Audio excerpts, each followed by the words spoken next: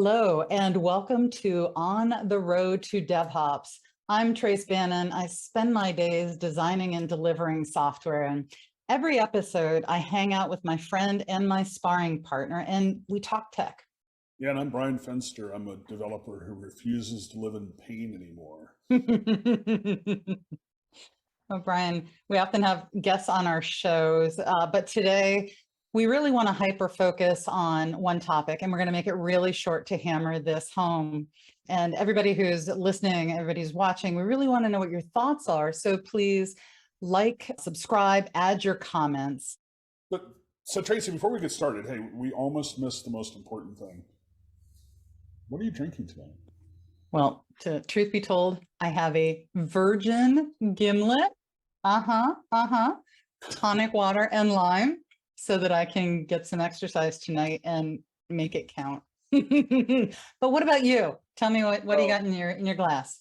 I just had a birthday, and so I'm drinking my birthday bourbon, which is an Old Forester 1920 style bourbon, which is very nice. That's very classy. Happy birthday, my friend.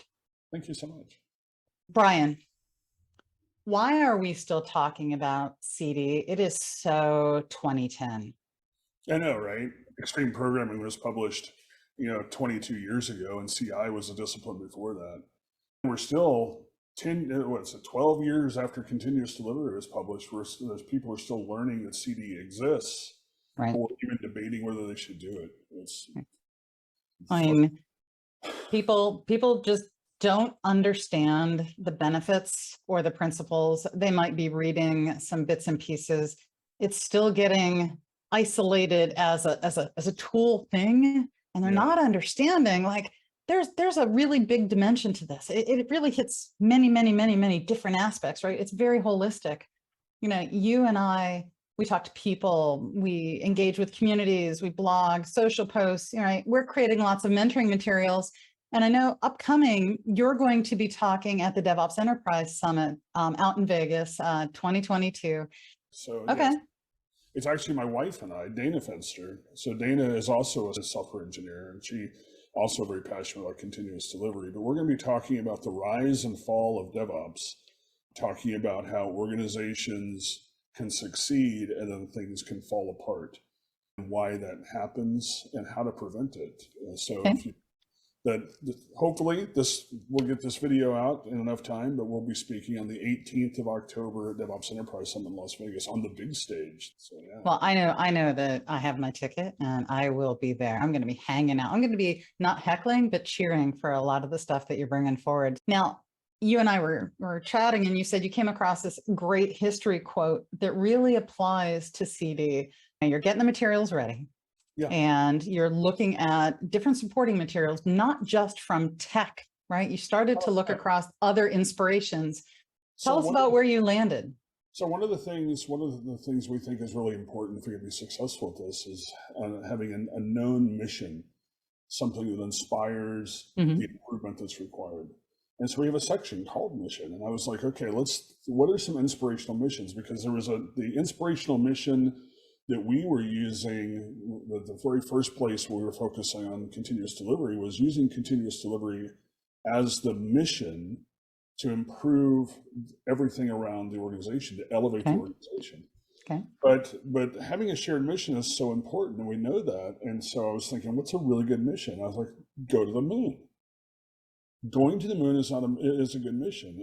And just quickly, the way we have this deck laid out, right, as a presentation, is that this is how to screw it up, and this is how to avoid screwing it up. And we have the slide where I have the limb on the moon with an astronaut and a flag, and it says 0 defects wasn't the mission, right? And so I've got another slide, it's got JFK on it, giving his speech at Rice, his famous speech. We choose to go to the moon. We choose to go to the moon in this decade and do the other things, not because they're easy, because they are hard. But people usually stop there. But if you read the whole thing, the next part of that sentence is, because that goal will serve to organize and measure the best of our energies and skills. And that's a core reason for implementing continuous delivery. But Brian, this is it. This is why we need CD. This is how we need to go about it, right? That the whole reason for it is that it pushes us, right? It pushes us to those extremes. It pushes us to be the best. It pushes us to solve the really, really hard problems. Yeah. If we don't adopt CD, I'm not just talking about the tools in the pipeline. We're not talking about all of those pieces and parts. We aren't able to solve the bigger challenges of delivering value. Now, Brian, I want to make you embarrass yourself just a little bit, because I know that you have like a really almost good but kind of pathetic Boston voice. Like, give me your best Kennedy if we were going to redo this quote for CD. Yeah, and just full disclosure, my natural accent is Texan. So my Boston, as you can imagine, any of my Yankee accents are pretty bad. But just imagine this: JFK up on the stage, or your leader up on the stage, sending you on this mission, right? Giving you that nasally whine that JFK had, and said, "We choose to deliver working solutions daily. We choose to deliver working solutions daily, not because it is easy, because it is hard. Because that goal will serve to organize and measure the best of our energies and skills." And because it is hard. Because it is hard, but even more importantly, it does that. We've seen it do that. I have personally witnessed teams elevate and areas elevate, trying to solve this problem. But even more importantly, it makes developers' lives better, and that's why we should do CD. It makes everybody's life better. Yes, the developers, but it makes everybody's life better. Business is getting what it needs. The end user is getting what it needs. Military, any kind of government, any kind of organization, people are getting what they need. The business is what they need, and reduce the amount of pressure, and then start talking to you about, wouldn't this be a great idea? And said, why aren't you delivering? Instead of I've personally done that and had that transition happen to me personally as a developer. It's true. Well, an additional piece of it that people don't always talk about is the natural motivation, the energy that comes from it. It's like starting to walk and getting stronger every day and stronger every day until you're jogging, until you're running. You start to really like it. You feel motivated to do it. As people begin to succeed, as they begin to deliver value faster, as they're not waiting for weeks and months, there's not filing change request papers days in advance before they can do the smallest thing. There's so much excitement and energy that comes from it.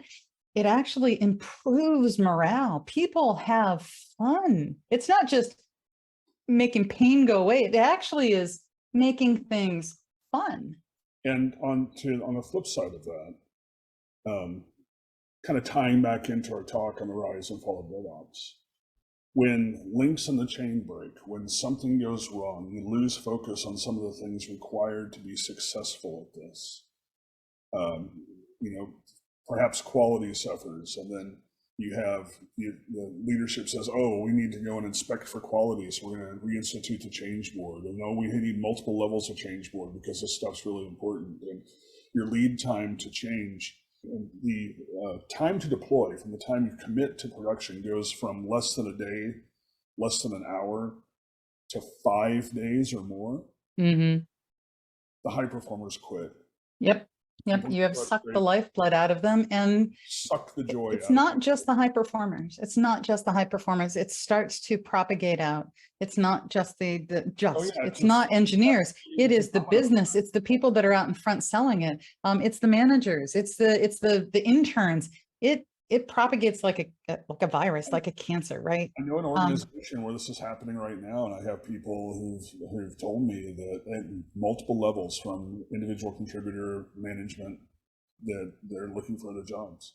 So it's a real thing. It's not. It is. I'm making. They're looking for other jobs because this is actually happening in their organization. But Brian, to pull this all back together, make sure everybody is excited about what's on the horizon. Yeah. This conversation is actually one of the reasons, is the reason that we got together at DevOps Enterprise Summit last year. It was all virtual, and 9 of us, right? We bellied up to the bar, like we're bellied up to our bar tonight. Cheers. It started with 9, right? Oh. But we have 38 people who've contributed something to the effort. Okay. and 120 people who signed on to say they agree with this, with minimum CD DevOps. But I mean, it was, to the point. It was talking about these difficulties, talking about needing a forcing function for change. And we centered on CD as the forcing function. Yeah. We assume CI is necessary for CD. We talked about that. But then our CD conversation got really, really, really big, and it got bloated, and we chunked it in, and we cut it in, and we bladed it up, and we brought it in, and we realized that there's a minimum core to say. Squeezed it till it hurt. We had people who were adamant, we need to do this other practice. No, that's not the absolute minimum. It doesn't apply to every context. Our listeners can participate in this as well. They can go out. Minimumcd.org is also on GitHub. It is all sourced from GitHub. It is democratized. You make your branch, make your changes, and submit the PR for it. And discussions happen. You can submit your issues against it. It helps us to have these discussions consistently and continually. So please do go out to minimumcd.org. Now, there's a lot of information out there. That's not our goal tonight, to get all that information to you. What we want you to know is that you need to leverage the concepts of minimum CD to drive your organization towards delivery excellence, for them to deliver value. Focus there. Ask those questions. How do we get here? It will knock down policy barriers, funding barriers, organizational structure barriers, talent barriers, upskilling barriers, you name it. It'll all come to the surface if you start asking, why are we not delivering every day? Yeah, so, deliver working solutions daily. Every day. Now, we really want to know what your thoughts are. Like, subscribe, add your comments, and you can also follow Bryan and I on LinkedIn to figure out where we are going to be speaking next. And with that, thank you so much for being on the road to DevHops with us. We'll see you soon. Thanks so much.